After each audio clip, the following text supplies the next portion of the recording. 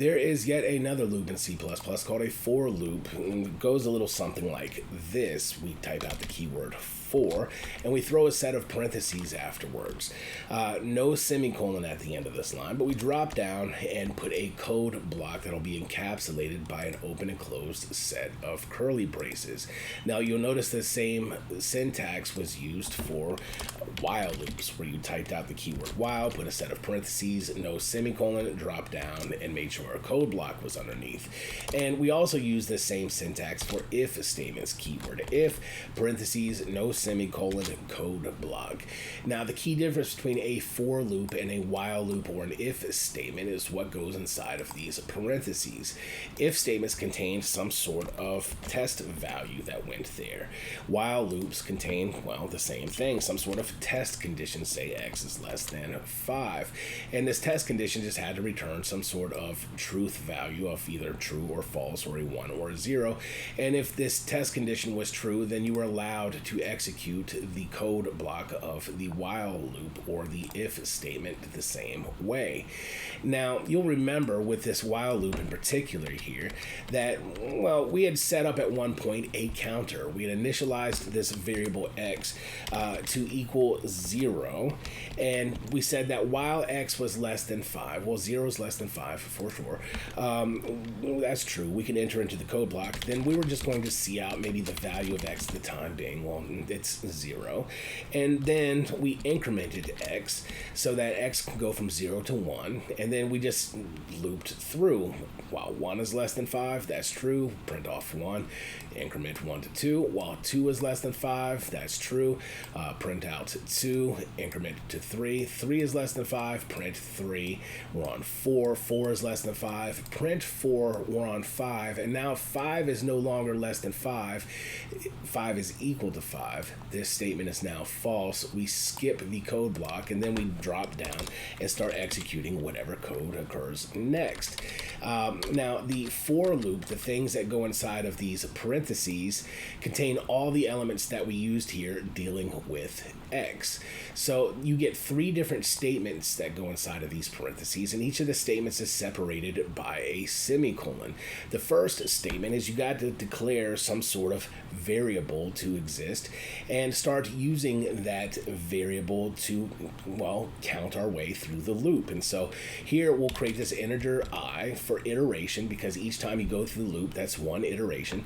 So we'll create this variable I for iteration, and we'll say that that equals 0, and we'll cap that off with a semicolon. That is our first statement that goes within these parentheses of the for loop.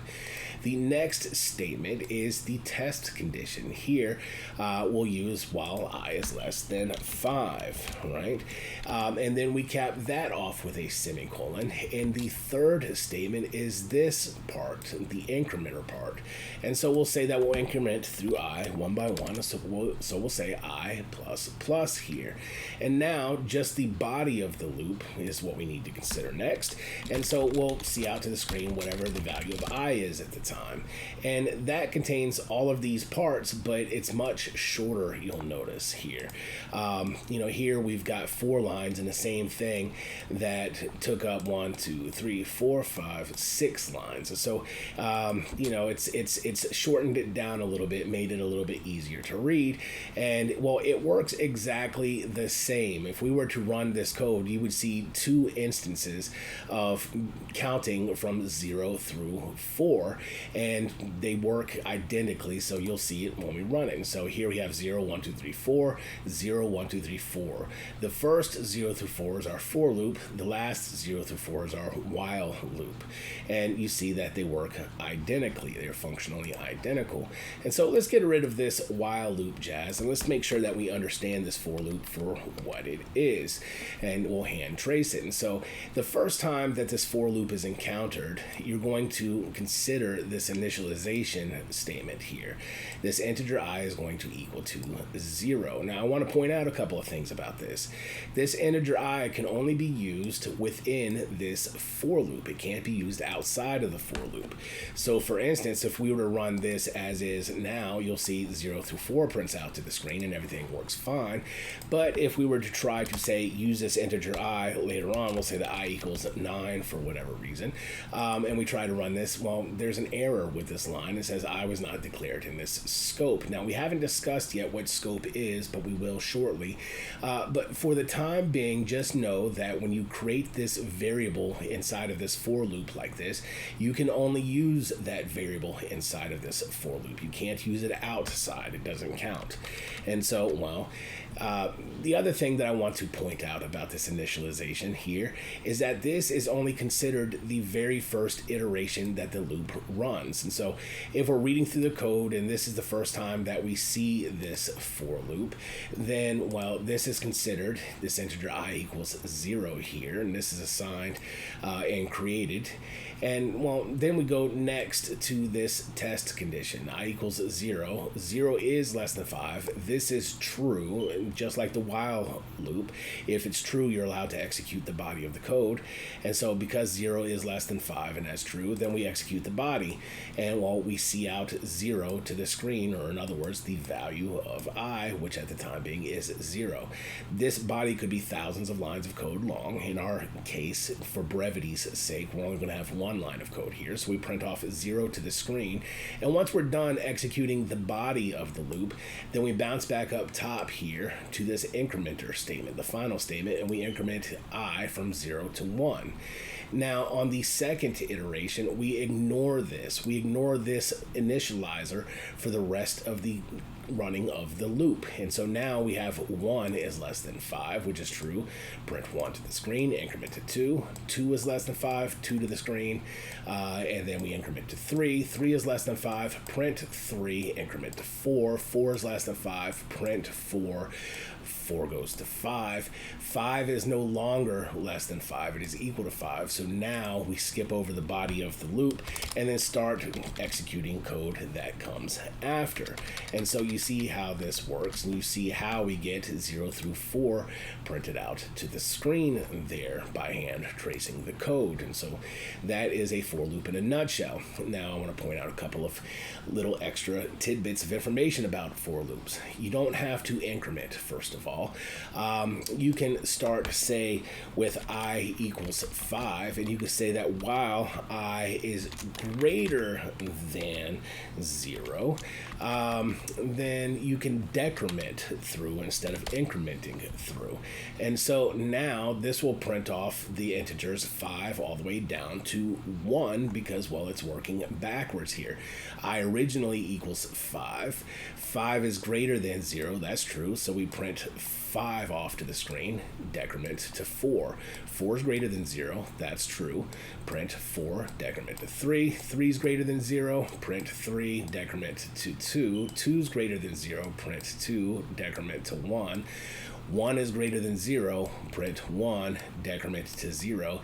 0 is no longer greater than 0. 0 is equal to 0, so that's false, and we skip over the body of the code block and we go to the rest of the code. And so now you'll see 5 down to 1 printed out going in reverse order.